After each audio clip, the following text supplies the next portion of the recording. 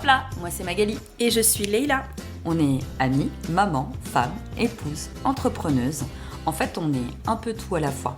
On jongle et on essaie de faire au mieux. Dans ce podcast, on parle de sujets qui peuvent vous faciliter la vie et surtout, on passe un bon moment entre copines. Alors à tout de suite avec votre café. Bonjour, bonjour. Bonjour. Bonjour l'Alsace. Good morning everybody. Everybody. What the freak. Bon, bonjour. Salut les filles, salut les garçons. On dirait que j'ai un truc de classe. Salut les animaux. L'école des fans. Salut les enfants. On est désolé. Bon, ça y est, on se retrouve. Ça fait des semaines et des jours et des semaines et des heures, Magali, qu'on s'est pas vu. Et des secondes. Donc là, on a déjà bu un petit peu. Oh, ouais, c'est bon, t'as pris une gorgée. Ouais, mais moi je le sens. Ah oui. Ouais.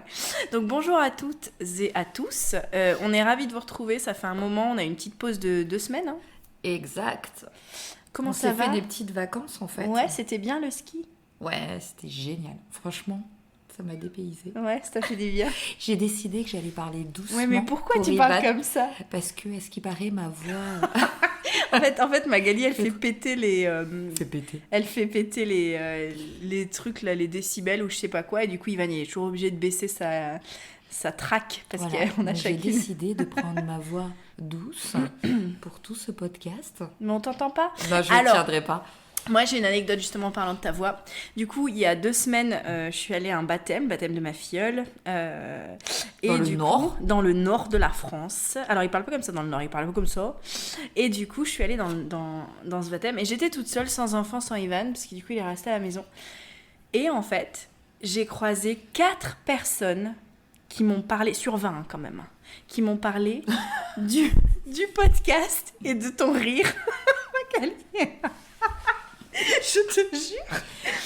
La meuf, 4 Sur personnes 20. sur 20, les gars. Vous imaginez pas le ratio. Sur un ratio Et de folie. écoute, j'avais l'impression d'être une star de cinéma. Non, c'est pas vrai. Par contre, ils m'ont tous parlé de ton rire.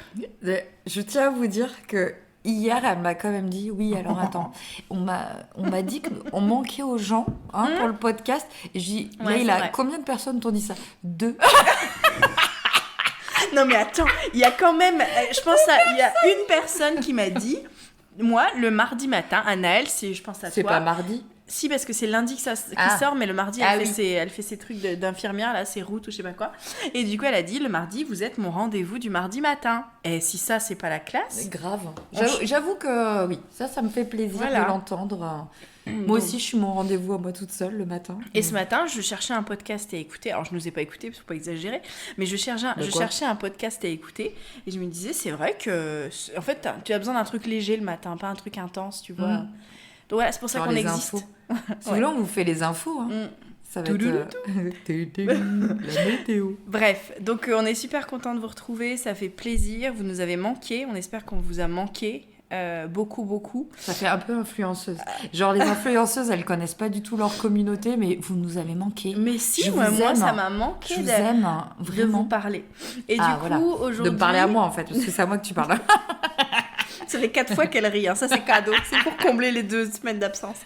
Et du coup, aujourd'hui, on s'est dit qu'on allait parler... alors, on a un sujet en tête quand même, hein, Mag. Mais on voulait quand même aussi se retrouver un petit peu, donc ça risque de partir un peu dans tous les sens, mais avec toujours cette ligne rouge. On est d'accord? Exact. Comment tu vas, toi? Moi, ça va. Alors moi, je sais plus où j'habite, mais tu le sais, ça. Je te l'ai dit. Voilà. J'ai l'impression d'être Céline Dion. Je suis en tournée, en fait. Je commence à Paris, je finis à Lyon et je finis à Strasbourg. Elle a pas choisi n'importe qui. Céline Dion. Mais j'ai T'aurais pu pensé dire à Matt Taylor Pokora, Swift, quoi. mais je suis pas de cette année-là. Ces Ouais. années-là. Mais franchement, la semaine prochaine, je fais Paris. Non, Strasbourg-Paris, Paris-Lyon, Lyon-Strasbourg. Mais non, tu vas pas. En une Tu m'as semaine, dit que si t'allais j'y pas vais à Lyon. finalement. Bref, soit. En tout cas, ça va. Je sais juste plus où j'habite et où je dors et où je mange, mais ça va. Tu te rappelles de qui est ton mari, quand même? Oui. Tu peux dire la vérité, Leïla. C'est l'hippocampe. C'est l'hippocampe. C'est l'hippocampe. D'ailleurs, c'est un épisode qui plaît beaucoup, celui-là. Je crois que c'est celui qui plaît vraiment beaucoup. Et ça m'agace un petit peu. Ouais, les légèrement. garçons sont fiers, ouais. Vous l'avez écouté ou pas? Laissez-nous un commentaire si vous l'avez écouté, l'hippocampe, si vous... ou rhinocéros. Hashtag rhinocéros. Voilà. On va parler de quoi aujourd'hui? Aujourd'hui, on voulait parler. Alors, je vous avoue que je sais pas, j'ai pas envie de l'intituler ou quoi que ce soit parce qu'on ne sait pas où on va aller. Mais on va un peu parler de comment nous on accepte ou pas notre corps. Qu'est-ce qu'on pense voilà, de ce terme même Ou même pas que du corps, hein, juste de ce qu'on pense de nous, de soi. de notre estime de soi. Ouais. Parce qu'en fait, à la base, on devait sortir cet épisode, faut le dire, C'est vrai. vers la journée du compliment. Et on trouvait Ah que oui, ça c'est vrai. allait bien avec, hein, tu te souviens? C'est vrai. Mais elle est en train de nous filmer en même temps. Ok, je ne l'ai pas senti, hein, je l'ai pas vu venir celui-là. Donc, pour commencer, qu'est-ce que toi, tu aurais envie de dire? Qu'est-ce que tu penses De tout moi? ça De toi, ouais. Alors, je pense que bah, déjà je suis une nana, donc je pense qu'on a cette tendance depuis très très jeune, hein, à se questionner, à se dire qu'on n'est pas à la hauteur et tout ça. Et je pense que l'estime de soi, c'est bien plus que l'estime physique, même si ça commence par ça en fait. Souvent, ça commence par ça. Moi, aujourd'hui, ce dont j'ai envie de parler plutôt, c'est, alors les deux, clairement, mais c'est en fait, je pense qu'il y a un déclic qui peut arriver, que j'ai pas encore eu. Quand tu atteins un certain âge où en fait tu dis mais en fait je ne m'excuse plus de qui je suis ou de ce à quoi je ressemble ou de la façon dont je m'exprime ou tu vois juste et ça je ne l'ai pas encore eu. Alors je m'adresse peut-être aux personnes plus âgées, je sais pas, mais je me demande si à un moment donné en tant que femme ou même homme, je sais pas, il y a un truc qui se passe où tu te dis ça y est c'est bon, je suis qui je suis, j'assume, j'accepte, je ressemble à ce à quoi je ressemble, c'est ça que je suis, tu vois. veux dire qu'aujourd'hui, t'assumes pas encore tout ton être, quoi. Ben, je me recherche encore, ouais, je me cherche encore recherches. beaucoup, ouais. Ouais, oui, je comprends ce que tu veux dire. Mais c'est vrai que l'estime de soi, c'est quelque chose d'assez vaste parce que ça tranche aussi bien sur son corps que sa personnalité, Ouais, c'est ça. que la confiance en soi. Ça passe par pas mal de notions. En fait, tu vois, je me demande si ce syndrome de l'imposteur, Ah oui. à un moment donné, tu vois, à un moment donné, en fait, très vite, quand tu commences ton premier job, quand tu deviens maman, en fait, t'improvises tout le temps, quoi, tu vois. La vie, c'est une série d'improvisations, quoi. Tu te dis, je sais pas trop gérer un enfant, mais soudainement, je suis responsable de la vie d'un être humain toute seule, ou même un couple, mais toute seule, tu vois. Je me marie, je suis en couple, là, puis nous, on s'est mariés à 21 ans, tu vois. Donc, à un moment donné, t'es même pas encore sorti de ton adolescence presque, t'es projeté dans la vie de couple et tout. Boulot, c'est pareil, t'es projeté dans un métier parce que soudainement, t'es censé savoir travailler parce que tu as un bachelor ou un master et en fait soudainement tu es en charge d'un projet. Donc en fait je me demande si j'ai l'impression que ma vie ça a été une série d'improvisations encore aujourd'hui, tu vois, où en fait je sais que j'ai des compétences qui sont affirmées en moi et tout ça et j'en parlerai un petit peu plus en détail après, mais j'ai quand même cette sensation d'improviser beaucoup. Oui, mais en même temps, tu te retrouves dans la même phase que nous on projette sur nos enfants. C'est-à-dire que tes enfants, tu les vois, je vais te prendre un exemple au tout début quand ils apprennent l'alphabet. Ben, ils savent pas, mais on leur donne les clés et ils commencent, ils font des erreurs, ils recommencent et tant qu'ils n'ont pas réussi, tu vois, ils essayent. Ouais. Et c'est pas grave et on leur apprend, tu as le droit de faire des erreurs et t'essayes, tu recommences. Et si tu veux, je trouve que c'est exactement la même chose dans la vie adulte, hein. Au final, t'as beau avoir l'équipement, on t'a donné un bagage, un équipement scolaire souvent, et tu rentres dans cette vie active. Alors là, je parle du côté professionnel, hein, où forcément, t'as pas. Je suis désolée, mais pendant les études, t'as eu des notions, mais on t'a jamais appris à faire exactement le métier en lui-même, et tu vas apprendre. Donc je pense qu'on s'est tous retrouvés dans ce statut d'imposteur où on avait l'impression que qu'est-ce que je fais, j'ai l'impression que finalement est-ce que je mérite vraiment ma place, est-ce que je suis vraiment la bonne personne? Mais non, tu es bien là où tu dois être, c'est juste que tu te formes et tu apprends et tu vas créer toi-même, tu vas recommencer, tu vas apprendre de tes erreurs. Mais alors tu vois, par exemple on va parler des parents et tout ça, donc de la famille, tu vois, les parents qu'on a tous été élevés par un ou deux parents. Alors je me souviens avoir discuté avec la mère d'une amie. J'avais l'impression qu'elle gérait tout à 300%. Genre, voilà, c'était une maman et moi j'avais 14 ans, 10, 14 ans, enfin voilà, bref, entre 10 et 16 ans, je la voyais faire. Et j'avais l'impression et j'ai l'impression que la génération avant nous, sait faire les choses. Ils sont rassurants. Tes parents, Ah, tu vois. je vois ce que Et tu veux dire. mes beaux-parents, ils sont hyper rassurants, tu vois. Tu vas chez eux, t'as l'impression que tout est sous contrôle. En fait, tu sais ce que je pense, moi? Moi, j'ai l'impression que la génération d'avant ne se posait pas autant de questions. Mm, Ils ne- Est-ce qu'ils ne se permettaient pas de se poser autant de questions? peut-être. Est-ce que c'est aussi un phénomène de société?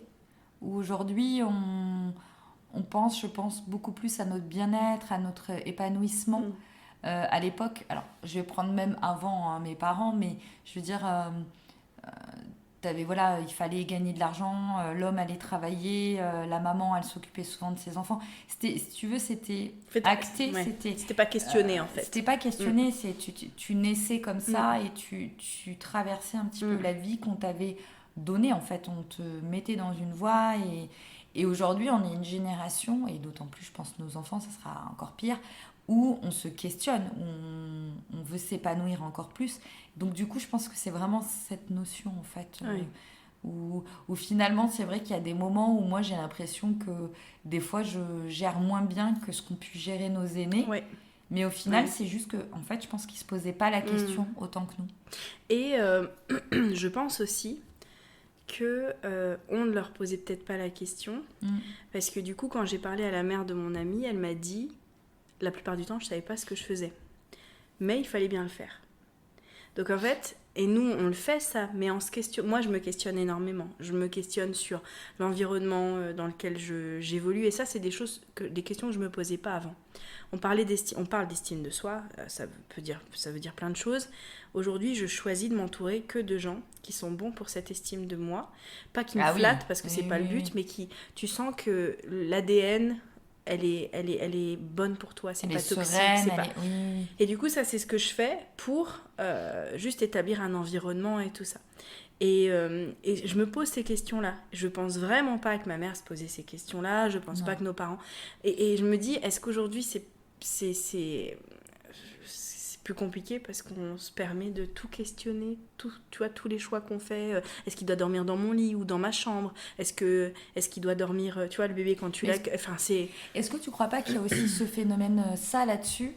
On n'est même plus dans une estime de soi. En fait, Mm, je pense que un des facteurs, c'est les réseaux sociaux. À la base, tu vois, moi, je suis de cette première génération où il y a vraiment Internet, où on utilisait ouais, les ouais. réseaux sociaux. Mm, Donc, si tu veux, nos parents n'ont pas eu non. forcément ces questionnements. Enfin, moi, je Comparaison, suis quoi. pas sûre Mm, que ma mère, ouais. elle avait le temps où elle se posait la question, puisque elle voyait pas ce qui se passait Mm, forcément ailleurs. Au jour d'aujourd'hui, tu es tellement ancré dans un monde de voyeurisme, il faut le ouais. dire, que du coup, tu vas te retrouver confronté à la nénette d'Instagram Mm, où sa vie semble parfaite. ouais, c'est Et vrai. c'est vrai qu'il faut le dire, de plus en plus, ces filles le répètent et elles disent attention, on vous montre ce qu'on a envie de vous montrer. Mais malheureusement, le peu que tu nous Ouais. montres, c'est hyper déstabilisant parce que ça joue sur l'estime qu'on a de Ouais, nous-mêmes, c'est hein, clair. sur notre confiance en soi. Moi, je te le dis, même si je pense que j'ai quand même relativement confiance en moi, quand je regarde certaines mamans, par exemple, sur Mm, Instagram, franchement, je me dis, waouh, bah, tu vois, des fois, je suis dans une période, j'ai 3 enfants, j'ai pas le temps de prendre du mm, temps pour chacun d'entre eux. Tu vois, c'est. Et quand tu vois des mamans qui ont 3, 4 enfants et qui arrivent vraiment à. Enfin, qui semblent avoir je sais pas, une belle alchimie, tu vois, une belle fraternité et tout, t'es là, mm. ah ouais, bon, bah, les miens, ils Ouais, viennent de se friter toute la journée. Enfin, donc, je pense que c'est vraiment cette ouais. notion aussi des réseaux sociaux. Et aujourd'hui, euh, on inclut dans notre société des termes qu'on ne connaissait pas avant. Mm, Moi, par exemple, le body shaming, ouais. je le dis bien, Body shaming, ouais. c'est pas du tout une Mm, notion, je pense, mm. qu'on Mais c'était incluait avant. appliqué, je veux dire, c'était des choses qui étaient faites. À l'époque, clairement, il y avait quand même de la comparaison d'une épouse à l'autre, ou alors des choix, Oui, tu vois, une nana qui... Enfin, moi j'ai été élevée dans des églises où les nanas ne se coupaient pas les cheveux, où elles ne mettaient pas de pantalon, tu vois, enfin, il y a des oui, niveaux différents, mais en tout cas, il y avait quand même un changement dans la société. Mais aujourd'hui, alors, ces questions-là, pour moi, elles sont pas que négatives, hein, le fait de se questionner à gogo et tout ça, parce qu'il y a des choix ah qu'on oui, remet en question sur la façon dont on élève oui, nos enfants et tout ça, c'est des choses qui sont assez saines. Mais je dois dire quand même que si je me regarde, il y a, quand j'avais 20 ans et aujourd'hui, il y a encore beaucoup de difficultés que je rencontre personnellement, mais il y a quand même aussi une Leïla que j'ai envie de rassurer en disant t'inquiète pas, on va dans la bonne direction. Là aujourd'hui, je sais ce qui est bon pour moi. Et à l'époque, c'était pas le cas, tu vois. Cette estime, cette comparaison, je me compare pas aux autres pour le coup. Par contre, je sais quand j'arrive dans un environnement qui est toxique, je me retire directement. Mais je pense qu'après, la maturité te permet aussi de savoir ce que tu veux vraiment, ce qui va enfin, comment on dit T'oppresser. t'oppresser, merci. Et du coup, tu vas forcément faire le choix. Enfin, tu vois, à notre âge, on a ce choix à notre âge, de dire, bah écoute, moi, telle personne, peut-être, je vais me sentir oppressée avec elle, donc je vais faire le choix peut-être d'aller voir une autre personne, parce que on n'est plus des enfants à vouloir peut-être être plaire déjà à tout plaire, le monde. à vouloir faire rire les autres ou quoi que ce soit. Non, on est vraiment on a cette possibilité, on a ce recul pour dire non, aujourd'hui je sais ce qui est bon pour moi, je sais ce qui est bon pour ma famille, donc je trouve que c'est... Et d'ailleurs, tu vois, donc j'ai passé un test dans le cadre du taf, du boulot. Et j'ai rencontré une psycho-clinicienne, ou je sais pas comment ça s'appelle, enfin une nana qui fait consultante, mais psycho quelque chose, enfin bon, bref. Et je savais pas au début, tu vois, et après j'ai vu sa signature de mail et tout, donc j'ai passé des tests, des business case, machin, et puis après on en est venu à l'interview. Et elle m'a débriefé la semaine dernière, et elle m'a dit, elle m'a dit un truc qui m'a marqué, elle a dit, tout ce que vous avez maintenant exprimé dans le cadre de cet exercice, c'est des choses qui sont en vous, que vous avez acquises, c'est des choses qui resteront avec vous. Parce qu'à votre âge et avec votre niveau de maturité où vous en êtes là, si ça ressort dans le cadre d'une situation stressante ou anxiogène, c'est des choses qui sont avec vous, à l'intérieur de vous, ancrées. Et là, je me suis dit, intéressant, parce qu'on est encore en construction sur plein de choses, mais il y a quand même des choses qui sont ancrées en nous et qu'on a aujourd'hui à 36 ans, ou même avec, tu sais, quand tu es stressé, c'est ça qui sort, que ce soit management RH, ou alors, je sais pas, ça peut être plein de choses, ça peut être garder son calme, prise de décision, enfin voilà. Et ben c'est des choses, ça c'est le cas de pro, mais c'est des choses qui sont aujourd'hui en moi. Et en fait, l'entendre affirmer et confirmer ça, des choses que je pensais peut-être ne pas avoir, tu vois. Et je me suis dit, ok. Et il y a des choses, à l'inverse, elle m'a dit ça par contre, et là je me suis dit, putain, c'est des choses que je traîne depuis que j'ai 11 ans, quoi. Et parce que aussi, tu as ce... parfois, on a besoin que ça soit quelqu'un d'autre qui nous le dise, mais que cette personne ait une valeur à nos yeux. Je m'explique. Si par exemple c'était moi qui t'avais dit ça, ça n'aurait pas eu le même impact que elle, puisque elle, tu as cette reconnaissance professionnelle, ces diplômes. Et donc du coup, tu as certaines personnes, quand elles vont te donner des qualités, par exemple, affirmer des choses chez toi, affirmer des qualités chez toi, ben, elles auront un tout autre impact qu'une autre personne de tes proches, quoi. Donc ça, c'est hyper important. Et c'est vrai que l'estime de soi, ça se construit, moi, je pense, depuis tout petit.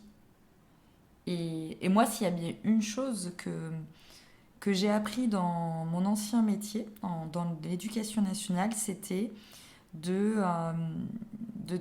d'apprendre à nos enfants à s'estimer, à se faire confiance, et de se rendre fiers, eux. Et ça, c'est quelque chose, franchement, moi, qui me reste et que je fais au quotidien. Par exemple, quand je fais quelque chose, je ne vais pas attendre que la chose que j'ai faite rende fier quelqu'un. Je vais attendre que ça me rende fier moi. Et c'est ce que j'apprends à mes petits. À dire, tu vois, je sais pas, Joshua, il a fait un truc, il va me dire, maman, t'es fière de moi? Je vais lui dire, toi, tu dois être fière de toi. Parce que je lui explique, moi, je serai toujours fière de toi, peu importe ce que tu feras dans ta vie. Mais toi, tu dois être fière de toi. Et c'est vrai que moi, ça me reste parce que dans ma vie, j'essaye de me l'inculquer au quotidien, à me dire, peu importe ce que tu fais, sois fière de ce que tu fais. Et j'ai vécu ce moment-là avec Joshua cette semaine, justement, donc mon Joshua à moi, parce qu'on a 2 Joshua, pour rappel, qui a 10 ans et qui vit des moments difficiles à l'école, ça c'est comme ça, voilà, c'est compliqué au niveau social et tout ça, enfin, il n'est pas trop entouré. Et en fait, il passait une journée vraiment difficile et je lui ai dit... Joshua, t'es vraiment courageux, tu vois, parce que c'est difficile ce que tu vis, parce que pour le coup c'était vraiment compliqué. Et je lui ai dit, c'est hyper courageux quand même, tu vois, de t'accrocher et tout, bravo, enfin voilà.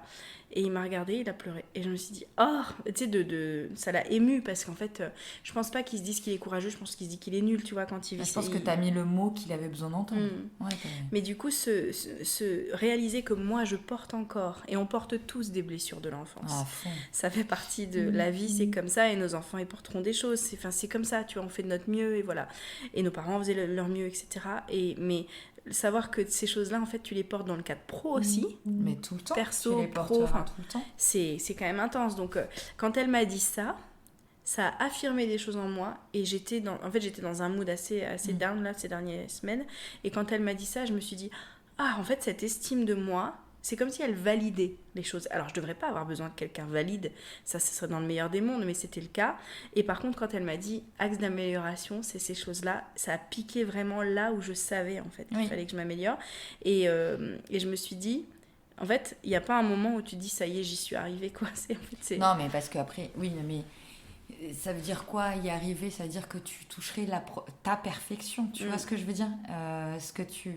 Mais il y a des gens comme ça, il y a des gens qui en ont rien à faire de la vie des autres, du regard des autres. Il y en a, ça existe, tu vois. Oui, mais ça veut pas dire qu'ils estiment être parfaits ou être bien comme ils sont. Non. C'est simplement qu'ils n'ont pas besoin de ça pour avancer dans leur vie. Et je trouve que franchement, ça doit être chouette à vivre parce que c'est vrai que le regard des autres, c'est quelque chose d'hyper pesant. Comme tu vois, c'est pour ça qu'on parlait du body shaming. C'est une notion, alors pour ceux qui connaissent pas forcément, c'est les moqueries sur le corps d'une autre personne. C'est vrai que t'en as, ils en ont rien à faire. Et tu peux leur dire quoi que ce soit. Ils ont, je pense, fait un vrai travail d'acceptation. Je pense que ça passe par là. Oui, je pense, Moi, par exemple, au niveau de mon corps, je suis pas quelqu'un d'hyper susceptible parce que je pense que j'ai fait un vrai travail dessus, mais pas à ce point-là. Pas au point de vraiment m'en fiche, quoi. Donc, j'ai lu un truc, j'ai envie de le partager parce que je trouvais que la phrase était très belle. Sur Internet, je regardais un petit peu des choses sur accepter son corps. Une étape vers l'amour de soi, j'aime bien déjà. T'aimer, ce n'est donc pas oublier tous tes complexes, c'est les dompter. Je trouve ça super chouette, en fait, comme phrase. Et j'avais déjà entendu une influenceuse en parler, tu sais, qui fait des podcasts, je t'en avais parlé, qui parlait de ça. Et c'est vrai que, tu vois, par rapport à son corps, je trouve que c'est hyper fort de se dire, j'ai des complexes, je peux ne pas aimer mon corps, mais simplement, je peux aussi le remercier pour ce qu'il m'apporte. Et ça, c'est une petite pensée à ma belle-sœur. C'est un petit truc qui m'a beaucoup touchée parce qu'elle traverse une période, tu le sais, très difficile. Elle est à l'hôpital. Et ma belle-sœur, il y a 2 semaines, m'a dit qu'en fait, malgré la maladie, en fait, tous les jours, elle remerciait son corps pour des choses qu'il lui permet de faire. Et ça, j'ai trouvé ça hyper fort parce qu'effectivement, du type, merci à mes mollets de me porter pour que je puisse marcher. Et en fait, je trouve que c'est un beau travail parce que tu te dis, ok, j'ai des complexes dans ma vie, j'ai des complexes au niveau de mon corps, mais est-ce que je tourne pas ça autrement? Est-ce que je vais pas me concentrer sur qu'est-ce que j'aime, qu'est-ce que mon corps m'apporte? Et ça, j'ai trouvé que c'était c'est un truc que j'ai gardé. Elle m'a donné ça et je me suis dit, c'est beau parce qu'en fait, concrètement, tu vois, moi, depuis toute jeune, j'ai jamais aimé ma poitrine. Mes amis d'université pourront le dire. J'ai beaucoup, beaucoup, beaucoup réfléchi à la refaire.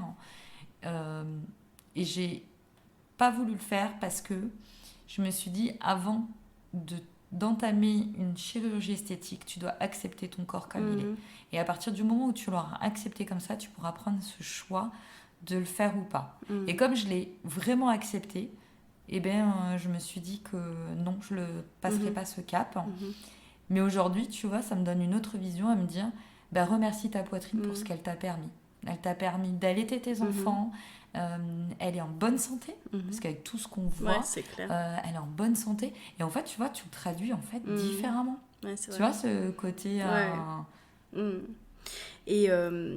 Et avec tout ça, il faut quand même avouer que, je sais pas vous, alors là je m'adresse plutôt aux nanas, mais peut-être aux mecs aussi, mais on est tout ce qu'on est, hein, tout ce qu'on dit c'est vrai, mais est-ce que à un moment donné, quand on a une nouvelle tenue, une nouvelle robe, un nouveau jean, un nouveau truc, une nouvelle coupe de cheveux, un nouveau rouge à lèvres, des nouveaux ongles, enfin qu'importe, Elle a est-ce tout qu'à un cité. moment donné, on n'a pas l'impression d'être les rois du monde, quoi? À fond. Est-ce que vous êtes déjà dit, en achetant une robe ou je sais pas quoi, non mais, tu vois, et juste, moi, quand je suis au taf, par exemple, je suis toujours à prêter, mais à mon échelle, tu vois, enfin, voilà, et on n'a pas les mêmes échelles, hein. Il y a des gens, voilà, c'est différent, c'est bien mieux.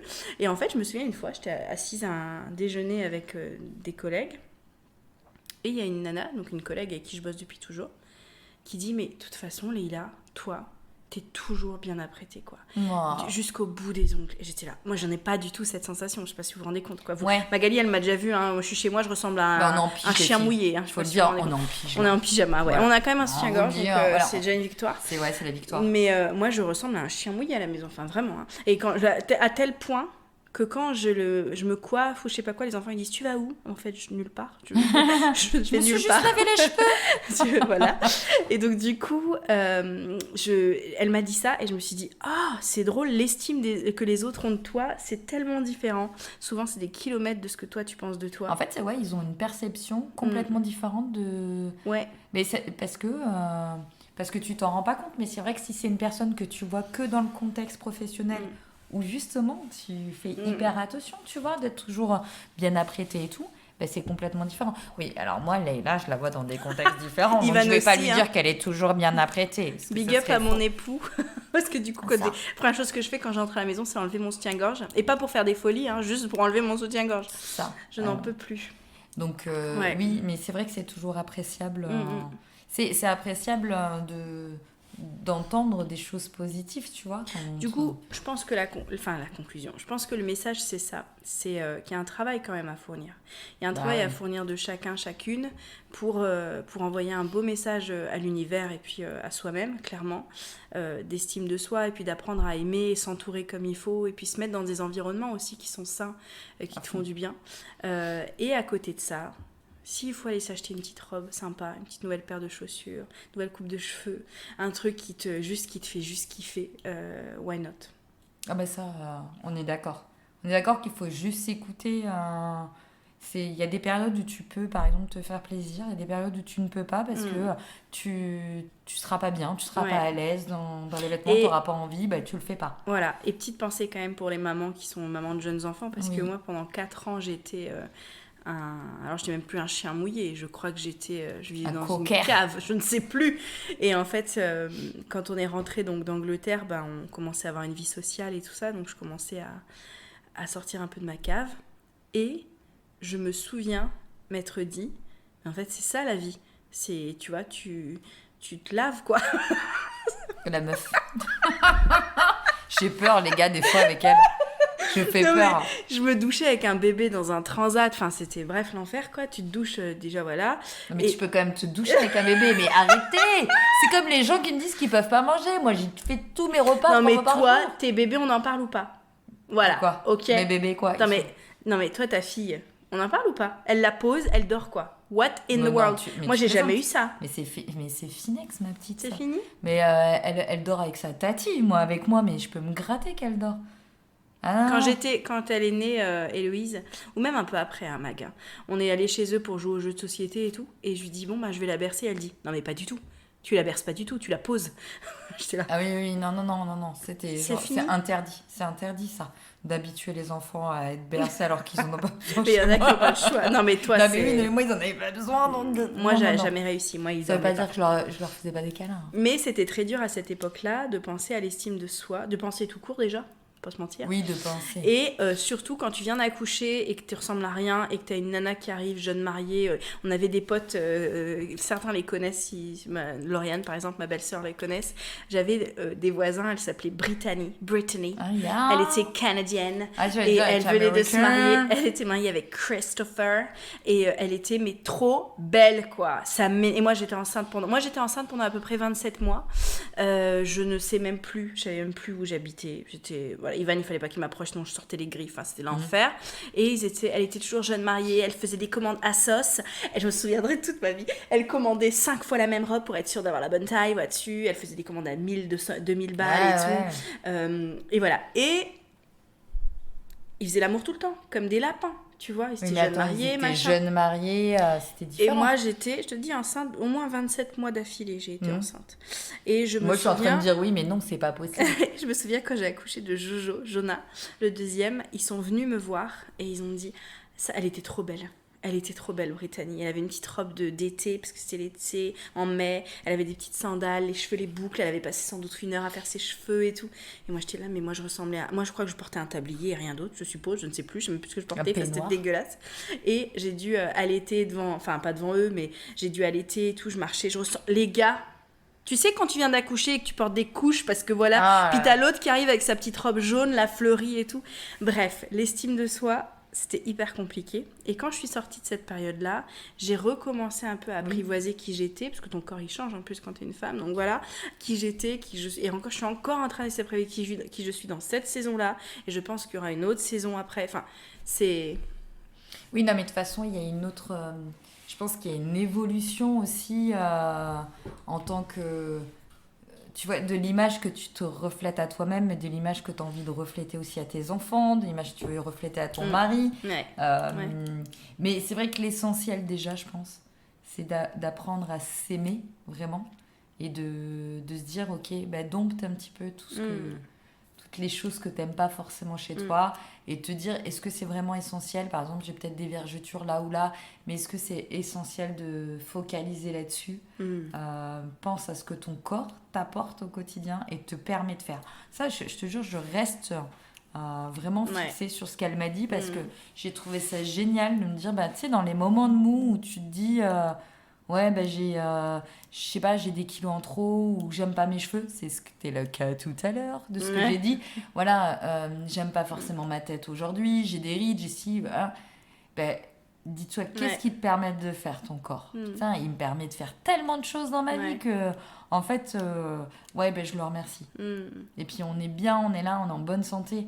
Je trouve que là, en fait, moi je trouve que l'estime de soi, elle passe vraiment aussi par ça. De tout traduire en positif et je trouve que ça aide à fond quoi.